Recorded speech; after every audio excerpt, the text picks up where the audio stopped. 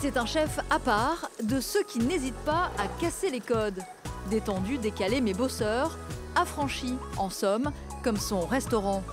Récompensé d'un bib au Michelin, l'établissement joue dans la cour des grands, sans stress et sans se prendre au sérieux. Du coup, Max, midi, on fait risotto glacé. Okay. Puis ensuite, pour le plat, on voit au feeling, soit on fait cassoulet, soit on fait blanquette. Ici, la cuisine est populaire, récréative et locavore, réalisée autour de produits d'exception. Salsifie, mais salsifie de ouf, quoi. Car l'autre secret du chef, c'est le bien-être de ses salariés. J'ai pas du tout aimé, moi, le travail en brigade. C'est lourd, personne ne se parle au travail, il y a souvent des heures très strictes. Puis souvent, tu fais 5 jours de travail, voire 6, tu fais 90 heures, tu es fatigué. L'idée, c'est que les gens qui vont bosser pour moi ne vivent pas ce que moi j'ai vécu. Et moi, j'ai envie que ça bosse bien. Voici un mois maintenant que les employés sont passés à la semaine de 4 jours.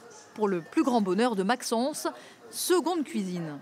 Plus de temps pour profiter de ma compagne et d'avoir des activités autres que le travail. De pouvoir aller manger au restaurant, de vivre en fait. De quoi renverser la vapeur dans un secteur en mal de vocation.